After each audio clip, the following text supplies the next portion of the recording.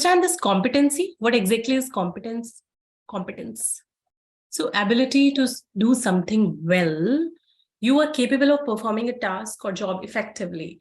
So for every task, again, for every job role, there will be a certain competency which will be required. Okay. And competencies can be, again, broken down into knowledge, skills, and the aptitude. Fine. So competency is defined as the capacity to respond to individual, societal demands in order to perform an activity or complete a given task. Right? So if you have that competence, you will be able to perform that task.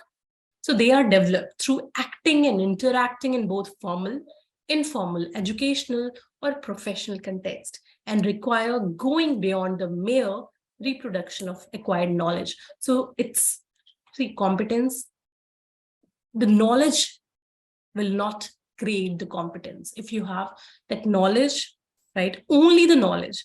So if you think that you have the knowledge about a particular job and you'll be able to perform it well, right? So only knowledge is not, right, included in competence. It also requires that aptitude, the behavioral, right? The behavior, the right behavior, the right personality for you to perform that job. Okay. So it's more than knowledge, right?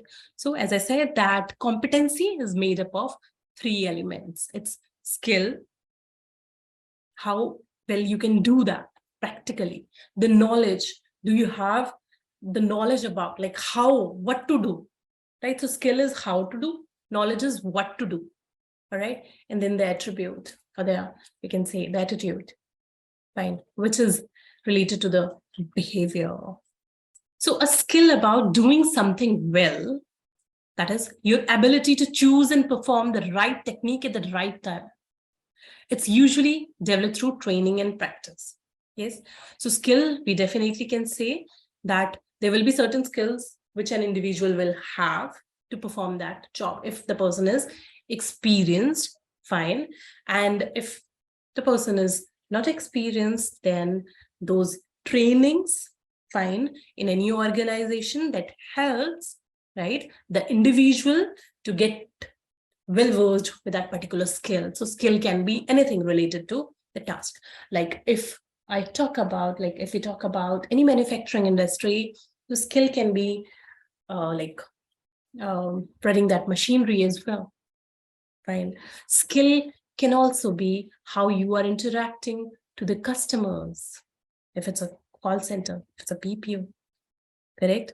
And skill can also be, are you able to hire the right candidate, right? And there are so many processes which will be involved, right? So that is the skill. So it is the practical thing, right? The ability, you're able to do something practically, right?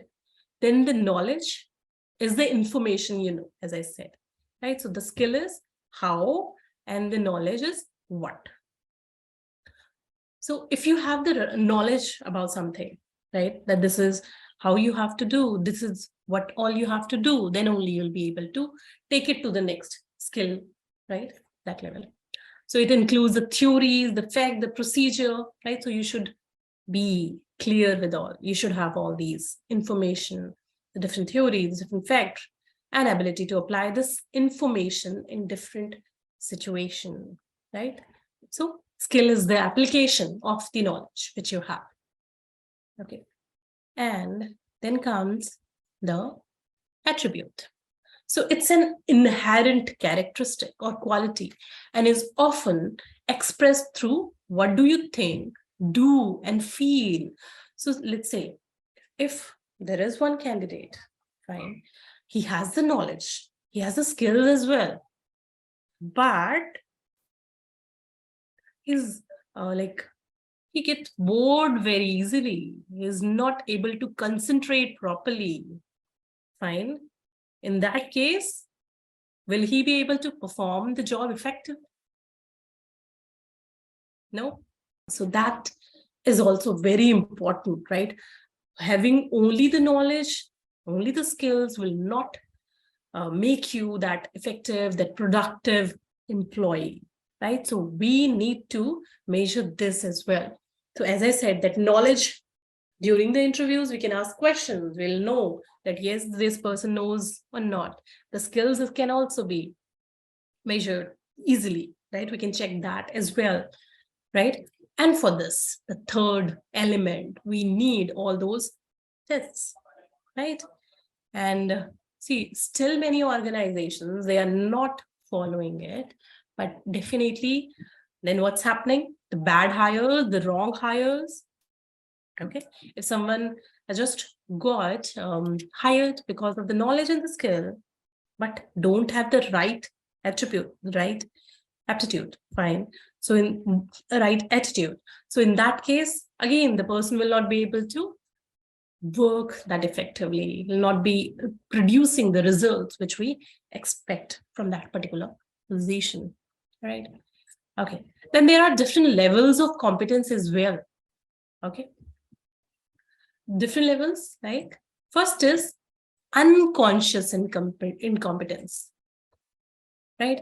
So these are the different degrees, and the first one is unconscious incompetence, which means this is the stage where you don't yet know the degree of your incompetence, right? So in this degree, in this level, you don't know what you don't know.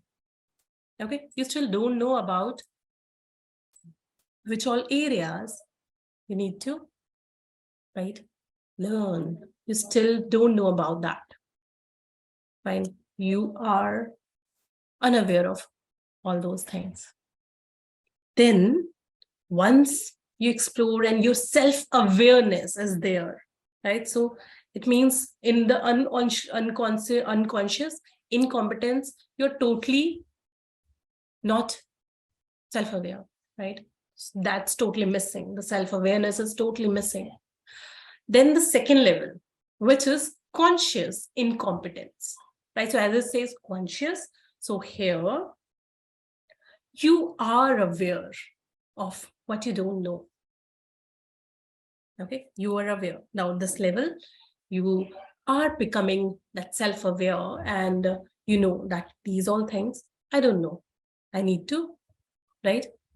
And this stage can be uncomfortable because you must acknowledge your shortcomings, right? So it's said that in order to, right, in order to learn something, first you have to know what you don't know.